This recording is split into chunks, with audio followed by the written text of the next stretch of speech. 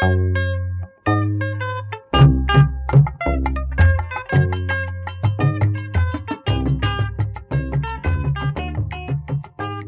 words used in songs can have a positive or bad impact on the listeners, although some may argue that they simply care about the beat and do not care about the lyrics.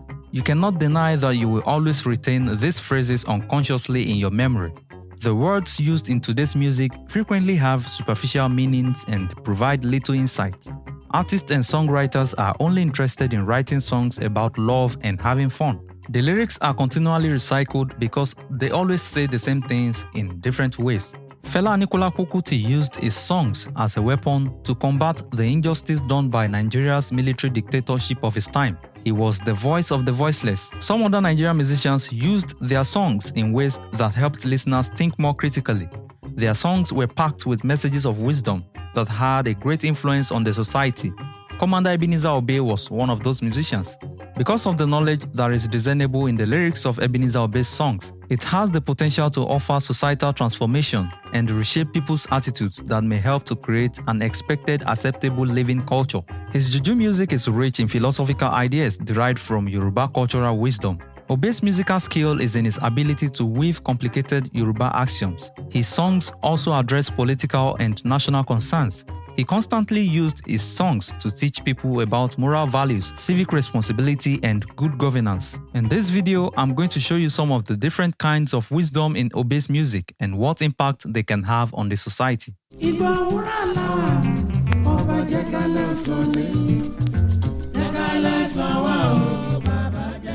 When a critical mind listens to the songs Ibawuro and Aimasiko, the classic nursery rhyme about the significance of time, tick says the clock, comes to mind. Apart from that, several English proverbs have also helped to show the significance of time. Make hay while the sun shines, and a stitch in time saves 9 are two examples of such proverbs. All of these point to the importance of time in man's activities and survival. Unfortunately, the understanding of African time deviates from this creed. Perhaps it is because of this mindset that Africans are known for their tardiness. These songs appear to be fighting against the African time notion. Time is individualized in the songs, and its influence can be observed irrigating the words of every line of the songs. This is why he made the statement, Aimaseko Londa Mweda, which translates as, human is incapable of acknowledging time. Obey not only gives time human characteristics, but he also elevates time as if time is ruler over everything. Obey attempts to argue that we humans need to comprehend the position and supremacy of time. The wisdom in this cannot be glossed over. Obey used these songs to announce the fundamental truth about life and living.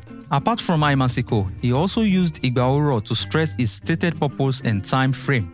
Again, just as in Aimasiko, Obey appears to be singing praise of time, maintaining the human characteristics developed for it in the previous song. Obey preaches in this song that time, hard labor, and success are three factors that are united by an evident line of symmetry. He correctly argues that people should take responsibility and ensure that they can provide a decent account of how they spend their time.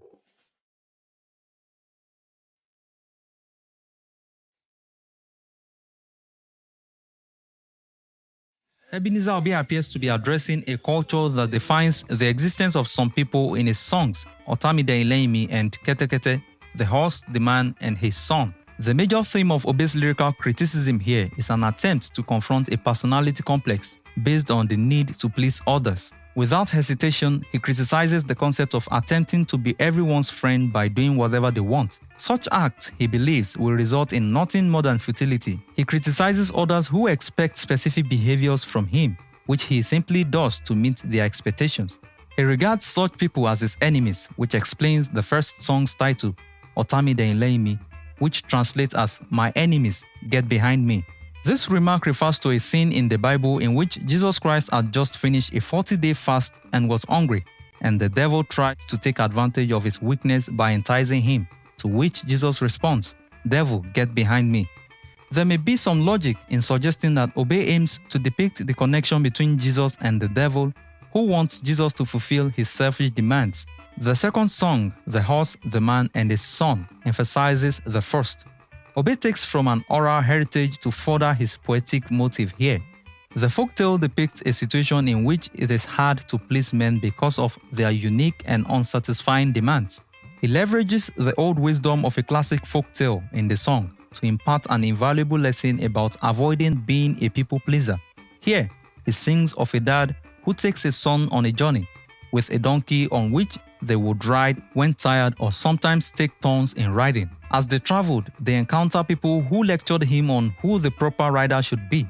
This man became disappointed as a result of the confusion caused by pleasing others. In fact, some chastised him for riding on the donkey's back, while others chastised him for allowing the donkey to ride freely. This shows that there is no way to know how to satisfy others, since no matter what you do, people will always find flaws.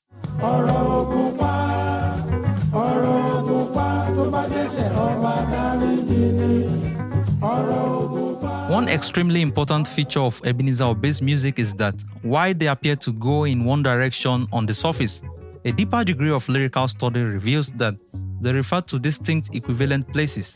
This is the case of the song Oro Ogunpa, which talks about a flood at Ogunpa, a place in Ibadan.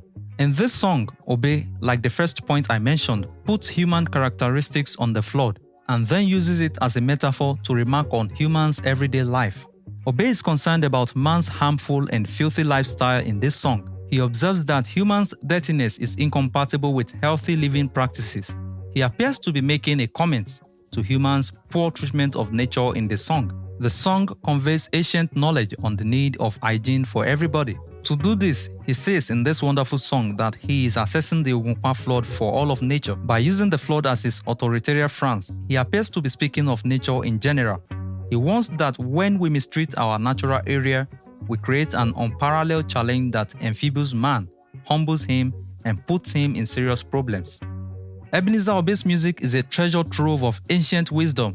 Obey, who is gifted in Juju music skill, uses his artistic ability to communicate wisdom that touches on several aspects of life. Obviously, through his songs, he mediates as an environmentalist as well as a moral tutor and life expert. Thanks for watching this video. If you find this video helpful, please like this video and share. See you in the next one.